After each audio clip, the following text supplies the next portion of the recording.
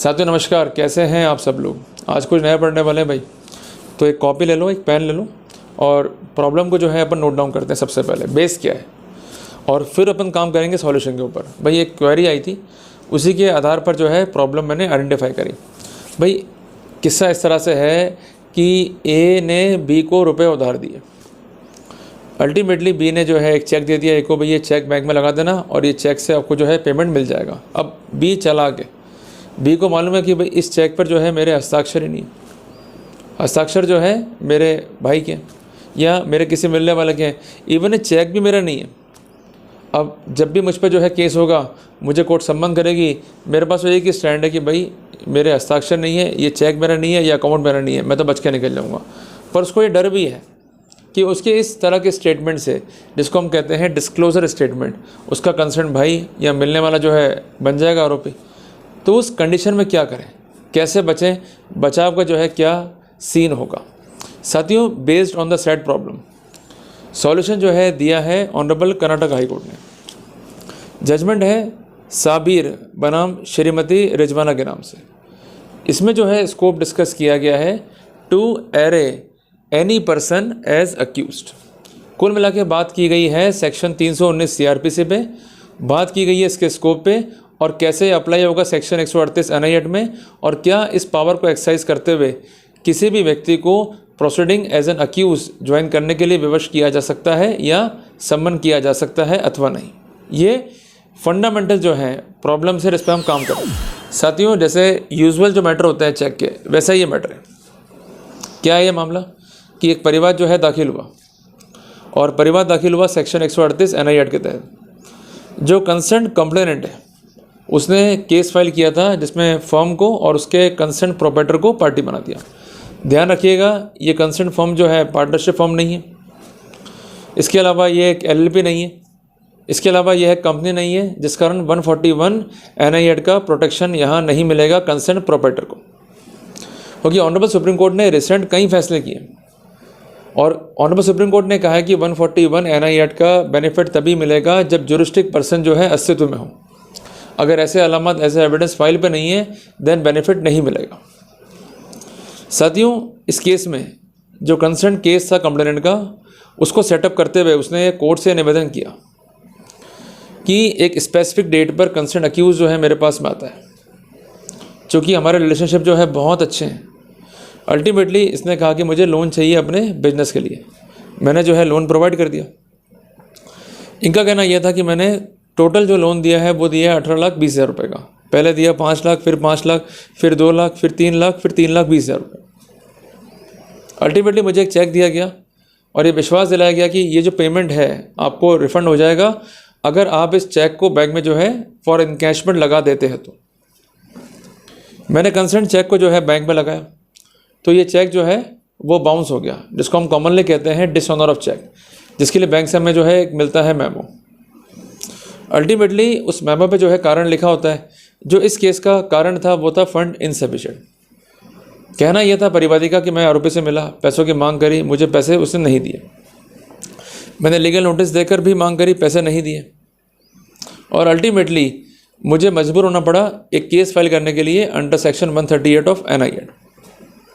साथियों, एक बार जो है ध्यान रखिएगा कि 138 NI एक्ट में अगर आरोपी को बचना है तो उसको यह बात ध्यान रखनी होगी, जो स्टैट्यूटरी प्रिजम्पशन है सेक्शन 118, सेक्शन 139 NI एक्ट का, उसको रिब्यूट करने के लिए उससे संभावित बचाव जो है रिकॉर्ड पर रखना पड़ेगा, जिसको हम कॉमनली कहते हैं प्रोबेबल डिफेंस। और उसको अपना डिफेंस जो है स्टैंड बाय करना है by the important theory of law, जिसको हम कहते हैं प्रीपोर्डेंस ऑफ द प्रोबेबिलिटी। उसको अपना डिफेंस बियॉन्ड डाउट तो नहीं रखना है, बट संभावनाओं के आधार पर अपना बचाव रखना है, ताकि वो कोर्ट में ये स्पष्ट कर सके कि कंसर्न जो केस है परिवादी का, ये केस जो है फिक्टिटियस है, ये केस जो है फॉल्स है, जो एलिज डेट है वो अस्तित्व में नहीं है, और उसका अस्तित्व में होना हाईली इम्प्रोबेबल है। क्लियर है बात ये। साथियों, इस केस में क्या हुआ कि जब अक्यूज्ड अपीयर होता है तो पहला स्टेप क्या है, बेल कराना। दूसरा स्टेप क्या है, सब्सटेंस को सुनना। तीसरा स्टेप क्या है कि जो कंसर्न परिवादी है वो अपना एक एफिडेविट देगा, उस पर जिरह करना। चौथा स्टेप ये है कि अगर कोई बयान पेश नहीं हुए हैं तो जो कंसर्न आरोपी है उसके बयान मुल्ज़िम रिकॉर्ड किए जाएंगे, जिसको हम कहते हैं स्टेटमेंट ऑफ द अक्यूज, जिसमें जिरह नहीं होती। और उसके बाद ऑप्शन है अक्यूज के पास में to come in the witness box, और वो कॉम्पिटेंट है टू टेस्टिफाई हिमसेल्फ और हरसेल्फ। यहाँ पर भी आवेदन पेश हुआ, कोर्ट ने अलाउ करा डिफेंस को। डिफेंस ने एक महत्वपूर्ण स्टेटमेंट कोर्ट में दिया। वो स्टेटमेंट ये था कि कंसर्न चेक मेरा नहीं है, कंसर्न अकाउंट मेरा नहीं है और इस चेक पे मेरे साइन नहीं है। और उसने जो है नाम ले दिया अपने भाई का। जब ये एडमिशन फाइल पर आया तो कंसर्न परिवादी ने एक अर्जी मूव करी जो कि थी in nature of section 319 of CRPC। Plea किया था कि अक्यूज ने जो है फ्रॉड प्ले किया है, वो बच के निकल रहा है। अल्टीमेटली ये फैक्ट तो रिकॉर्ड पर आ गया है कि ये चेक है किसका। तो ऐसे सिनेरियो में जिसका नाम डिस्क्लोज हुआ है उसको पक्षकार बनाया जाए। कोर्ट ने पावर एक्सरसाइज करी सेक्शन 319 CRPC की। जो कंसर्न आरोपी है उसके जो कंसर्न ब्रदर हैं उनको तलब कर लिया गया। अल्टीमेटली जो ये प्रोसीडिंग्स थी वो चैलेंज हुई, और ये चैलेंज हुई क्वेश्चनिंग पिटिशन के अंदर। एक बात ध्यान रखिएगा कि क्वेश्चनिंग का स्कोप जो है लिमिटेड है। क्वेश्चन के लिए बेसिक फार्मूला क्या है, अब्यूज़ ऑफ प्रोसेस।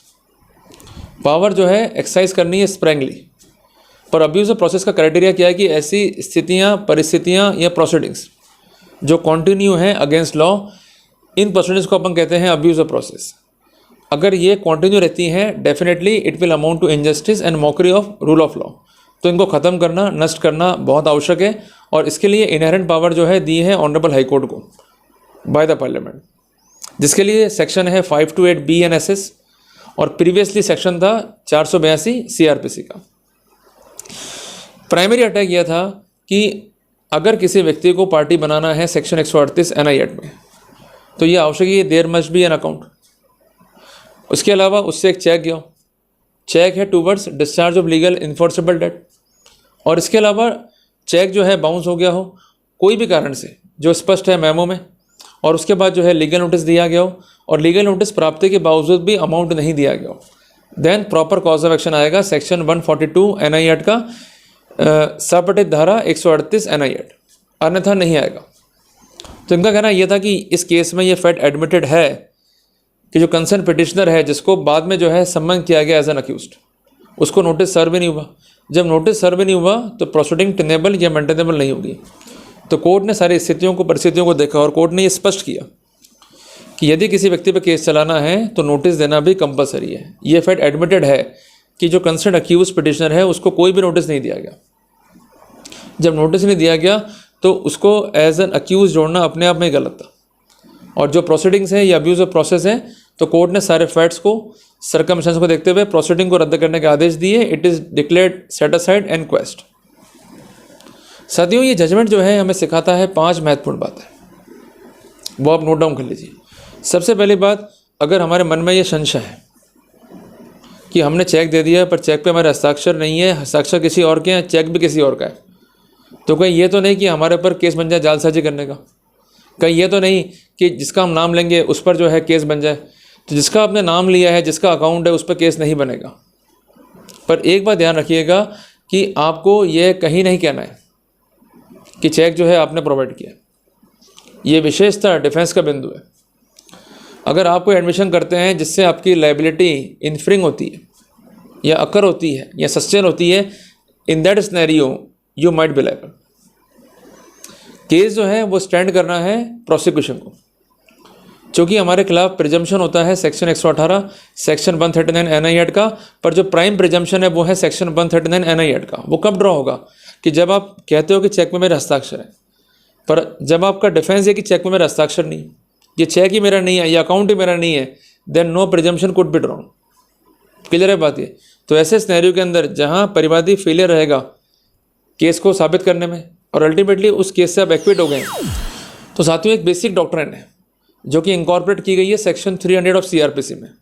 उसके तहत अगर आप एक्विट हो गए हैं तो सेम कॉज ऑफ एक्शन पे कोई नया मुकदमा जो है चलाया नहीं जा सकता।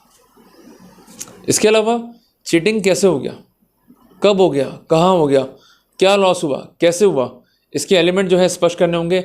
और FIR में देरी क्यों हुई, ये कारण जो है स्पष्ट करना होगा। अगर ऐसे स्पेसिफिकेशन नहीं है then the concern complainant could not be succeeded. Clear है बात है? दूसरी बात है कि जब भी केस होगा 138 NI एक्ट का, वो नोटिस कंपलसरी है। अगर नोटिस नहीं मिला है आरोपी को, मीन्स जिसको बाद में जो है एड ऑन करना है या किया गया है, तो ऐसे सिनेरियो में प्रोसीडिंग जो है वो टेनेबल नहीं होगी। तीसरी बात है कि डेट जो है वो साबित करनी है कंसर्न परिवादी को। इंस्ट्रूमेंट का मिसयूज़ कैसे हुआ? अगर इंस्ट्रूमेंट पे साइन कंसर्न आरोपी जो है एडमिट कर लेता है, तो ऐसे सिनेरियो में प्रिजम्पशन को रिब्यूट करने का बर्डन उसके ऊपर है। यहाँ पर एक बात ध्यान रखनी है आपको कि जो बर्डन है उसको डिस्चार्ज करने के लिए जो थ्योरी है वो है संभावित बचाव, जिसको हम कहते हैं प्रोबेबल डिफेंस। क्लियर है बात ये? साथियों, जब भी इस तरह के डिफेंसेस फाइल पर आएंगे, आपको ये शो करना होता है कि जो अस्तित्व है कंसेंट स्टोरी का वो वास्तव में गलत क्यों है, उसका बुनियाद गलत क्यों है, जिस कॉन्टेक्स्ट में material fact concealment, material document concealment पर भी आप हिट कर सकते हो।